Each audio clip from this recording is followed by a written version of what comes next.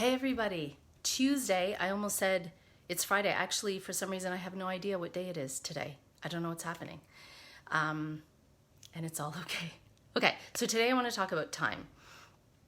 Time is complicated, right? Time is emotional.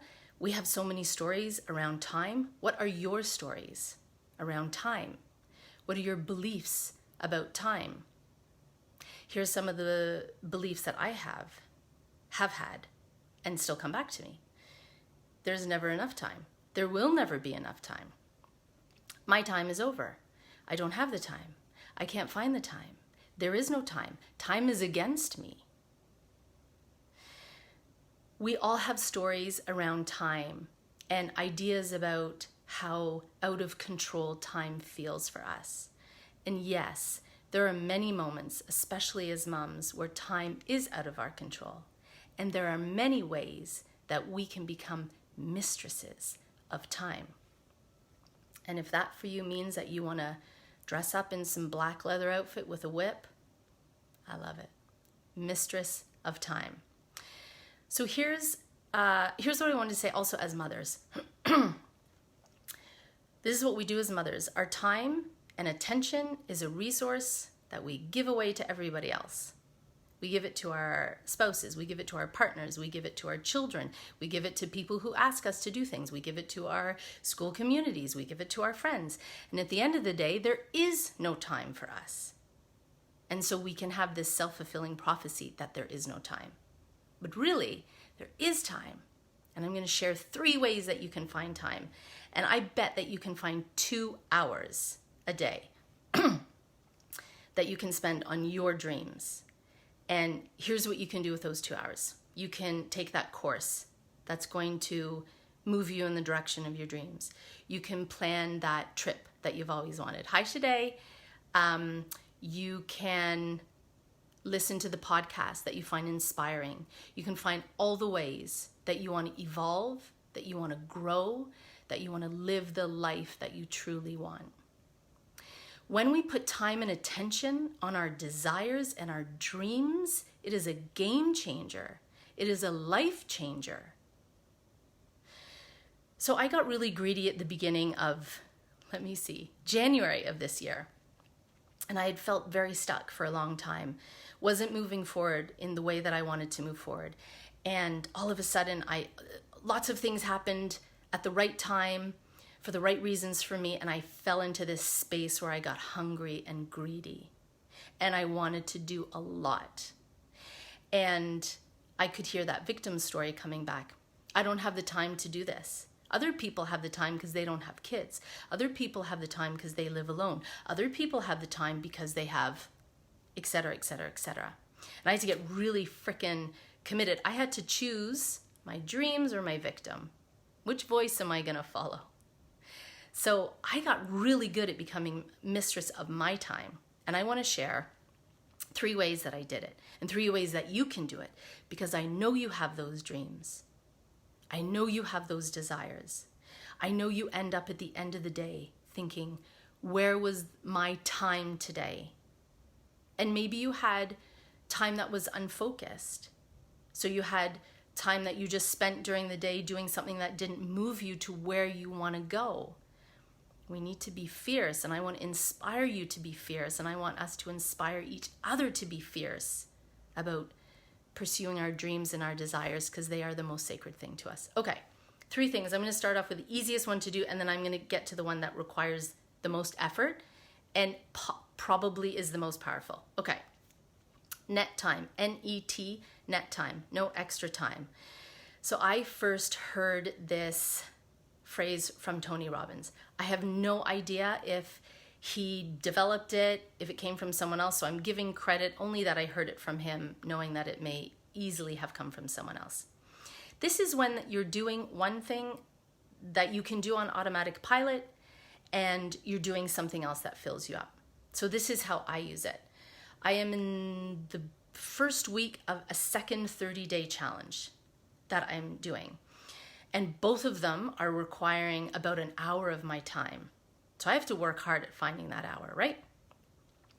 So one thing I do is I listen to the challenge when I'm driving. Boom. It's not really multitasking.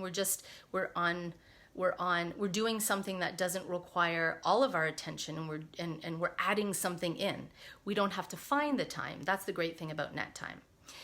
If I'm washing dishes at night, I can listen to a podcast. I can listen to my challenge.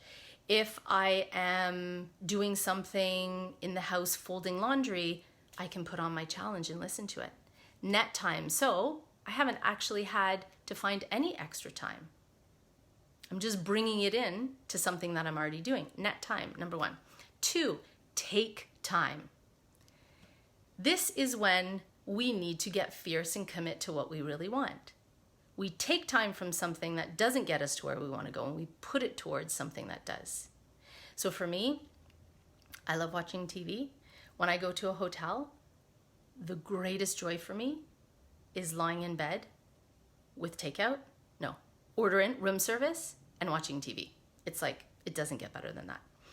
And so I have to take time from watching TV and put it towards working on my business, put it towards taking that parenting course that I'm taking because I want to be a better parent.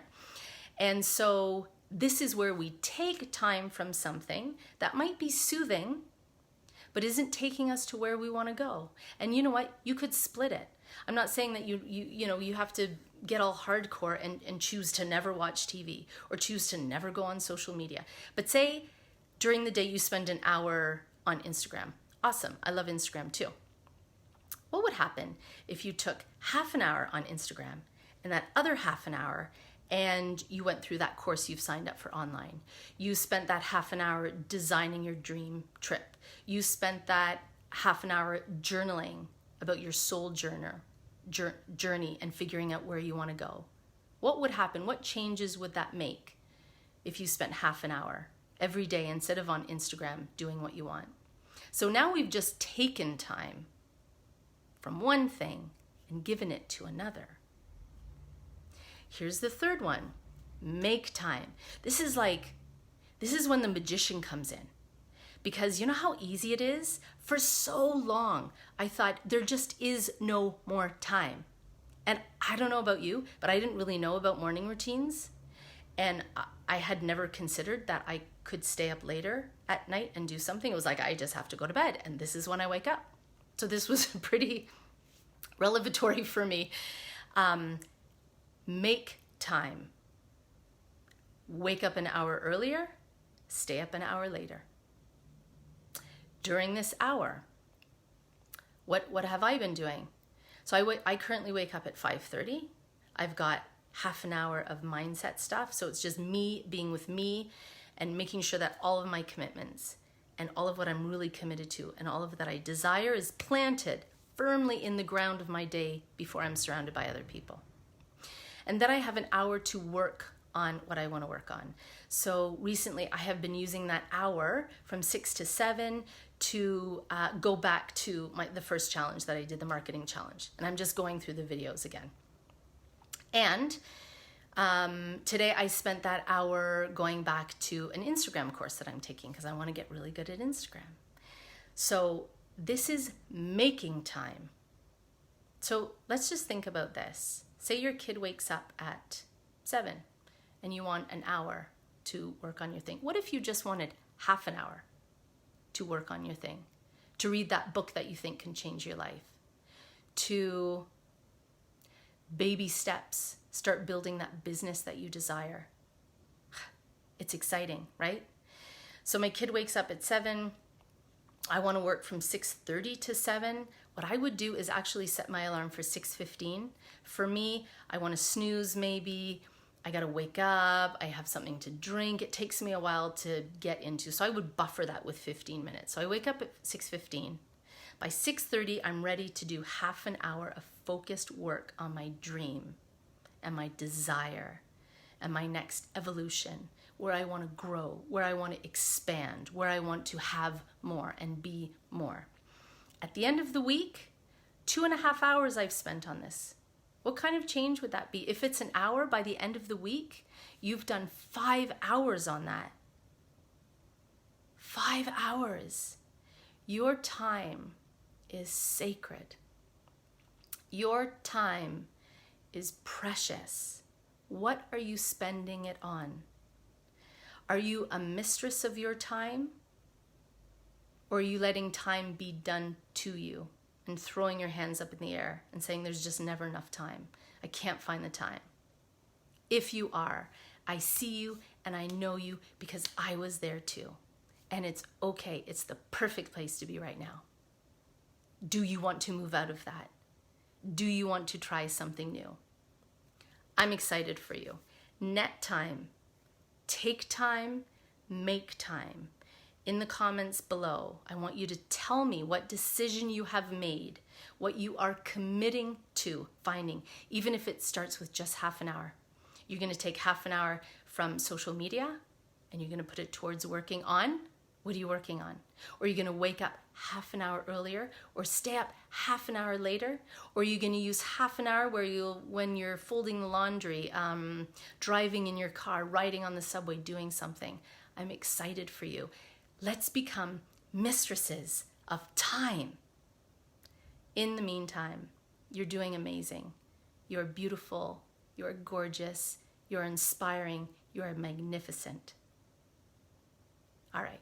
Take care. Thank you.